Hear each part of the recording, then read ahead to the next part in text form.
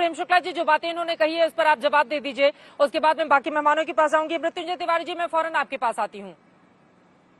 प्रेम शुक्ला जी, पहले आपका जवाब। इतिहास में ऐसी बहुत सारी बातें हैं और जिन योद्धाओं का नाम आप लोगों की ओर से बार बार कहा जाता है, उन योद्धाओं के बारे में इतिहास में जानकारी है, चाहे महाराणा प्रताप हो या जिसका भी नाम आप लोग गिनाते हैं। हालांकि उस पर अलग अलग किताब जरूर मिल जाते हैं, अलग अलग इतिहासकार अपने हिसाब से अपने सहूलियत से लिखते हैं, लेकिन ऐसा नहीं है कि इतिहास को पूरी तरह से ऐसे लिखा गया है। वही सवाल कांग्रेस की ओर से उठाया जा रहा है कि इतिहास में तथ्यों के आधार पर लिखा गया है, लेकिन किसी को मुझे कृपा करके बताइए ना लचित, लिख दीजिए। लेकिन चूंकि आरएसएस का इतिहास नहीं लिखा गया, इस वजह से बीजेपी की दिक्कत है। लचित बरफुकन के बारे में आपने पाठ्यक्रम में पढ़ा था कभी? आपने चित्रा जी, आपने भी जो है कम से कम कक्षा 10 तक तो इतिहास आपके पाठ्यक्रम में रहा होगा सामान्य तौर पर, चाहे जिस फैकल्टी के लोगों कक्षा 10 तक तो उनके पाठ्यक्रम में इतिहास होता है। किसने पढ़ा था मुझे बताइए? छत्रपति संभाजी के बारे में कितना विस्तार से इतिहास लिखा गया है, कितना जो है राजा रंजीत सिंह के बारे में इतिहास लिखा गया है। आप जितना जहांगीर के बारे में, शाहजहां के बारे में, अकबर के बारे में, तुगलक के बारे में, घूरी के बारे में, कुतुबुद्दीन ऐबक के बारे में जितना स्थान दिया गया है, उतना स्थान क्या अन्य शौर्य परंपरा के लोगों को दिया गया है? और प्रेम सिंह जी कृपया बताएं, क्या भारतवर्ष का निर्माण बाबर, अकबर, शाहजहां, तुगलक ये क्या भारत का निर्माण कर रहे थे? क्या ये भी भारत का निर्माण नहीं कर रहे थे? और दूसरा प्रश्न जो अखिलेश प्रताप सिंह ने उठाया, आप मुझे कृपा करके बताइए ना कि कांग्रेस की स्थापना किसने की थी? वो अंग्रेज था कि नहीं था? और 1885 में जब कांग्रेस की स्थापना की गई तो अंग्रेजों की सेवा करने के लिए संस्था बनाई गई थी कि नहीं बनाई गई थी? और 3 दशकों तक अंग्रेजों की सरकार का सचिव कांग्रेस का महासचिव होता था कि नहीं होता था? ये सत्य है कि नहीं है? तो अंग्रेजों की औपनिवेशिकता का जो परंपरा है उसके संवाहक, उसकी गुलामी के संवाहक कौन है भाई? कांग्रेस है कि नहीं है? बता दें जरा मुझे अखिलेश प्रताप सिंह। पहला 1885 में, अब 1885 में जिसने कांग्रेस की स्थापना की थी, इतिहास में तो वही पढ़ा जाएगा ना। चित्रा जी मैं जवाब दे दे रहा हूँ। 1885 में किसने कांग्रेस की स्थापना की? जानकारी नहीं है आपको? मैं जवाब दे दूं इनका। रुकिए नहीं, चित्रा जी जरा मुझे बताइएगा कि ये इतिहास की किस पुस्तक में लिखा गया है कि अंग्रेज सरकार की सेवा के लिए कांग्रेस का गठन हुआ? आप मुझे बताइए किस पुस्तक में लिखा है, जरा उद्धृत कर दीजिए। और 3 दशकों तक जो है अंग्रेजों की सरकार की सेवा का सचिव कांग्रेस के संगठन का संचालन करना था, ये इतिहास की किस पुस्तक में लिखा हुआ? जरा बताइए। Motilal Nehru east India company की वकालत से अपना जो है जीविकोपार्जन करते थे, किस पुस्तक में लिखा हुआ है? नाभा में जो है माफी मांगकर जवाहरलाल नेहरू 1923 में भागे थे, ये इतिहास की किस पुस्तक में लिखा हुआ है? जरा बताइए। और जरा मुझे बताइए ना, लॉर्ड माउंटबेटन ने 15 अगस्त जो है क्यों निर्धारित किया इस देश की आजादी की तिथि, ये किस पुस्तक में लिखा हुआ? जरा मुझे बताइए। जरा मुझे बताइए एडविना और नेहरू के पत्राचार का जिक्र किस इतिहास की पुस्तक में किया गया? जरा बता दीजिए मुझे, कौन सी इतिहास की पुस्तक में है? ये राष्ट्रीय स्वयं सेवक संघ के बारे में प्रश्न चिन्ह करने के पहले जरा बता देना कि 1885 में कांग्रेस की संस्थापना का कारण क्या था, जरा बता दे मुझे।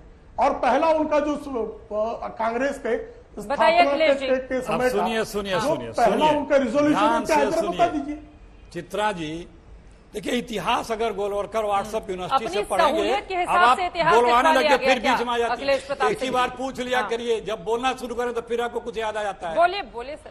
तो देखिए, गोलवरकर व्हाट्सएप यूनिवर्सिटी से अगर बियॉन्ड, प्लीज रुकिए, गोलवरकर व्हाट्सएप यूनिवर्सिटी से बियॉन्ड हिस्ट्री पढ़ें, उसके बाहर जो भी अंग्रेजों के या जो अंग्रेज पैदाइशी थे या ICS थे, उन लोगों ने कांग्रेस में रहते हुए अंग्रेजों के खिलाफ लड़ाइयां लड़ी हैं, चाहे एनी बेसेंट हो, चाहे जिसका नाम ले रहे हैं, चाहे एक और हमारे यहाँ थे कुछ महीने वो भी अध्यक्ष थे, उन लोगों ने लड़ाइयां लड़ी हैं। और इतिहास जो है नेहरू जी का, जो आप बता रहे हैं बामा वाला, वो पढ़ लीजिए, उन्होंने माफी नहीं मांगी थी बाकायदा।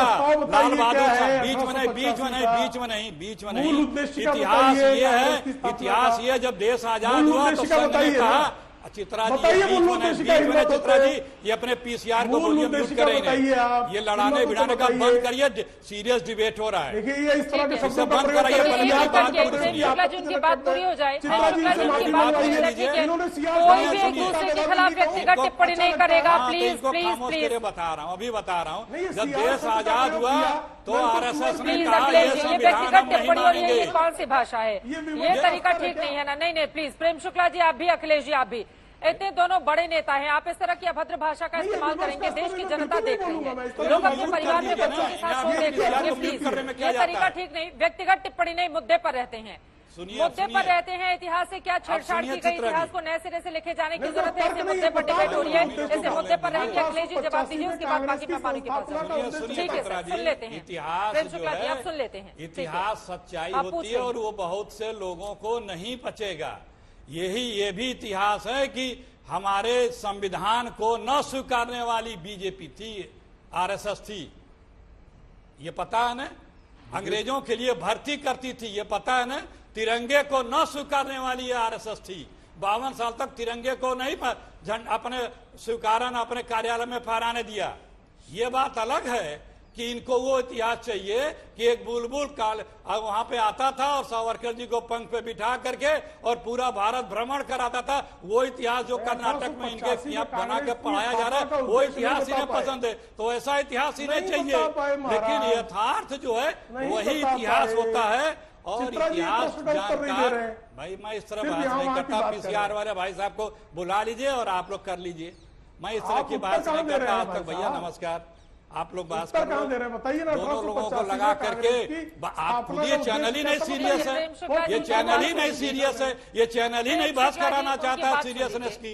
एक सेकेंड, एक सेकेंड अखिलेश जी, अखिलेश जी, अखिलेश जी, अखिलेश जी, अखिलेश जी, प्रेम शुक्ला जी एक सेकेंड, प्रेम शुक्ला जी की आवाज डाउन किया जाए प्लीज। अखिलेश जी देखिए, सवाल मैंने आपसे पूछा, वो बीच में अगर डिबेट है, ये हम किसी रैली में भाषण तो दे नहीं रहे हैं कि कोई बीच में अगर आकर खड़ा हो गया बोलने लगा तो रैली में भाषण को बंद कर दिया जाएगा। अखिलेश जी आप इतने वरिष्ठ नेता हैं उत्तर प्रदेश के, आप मेरी बात तो सुनिए।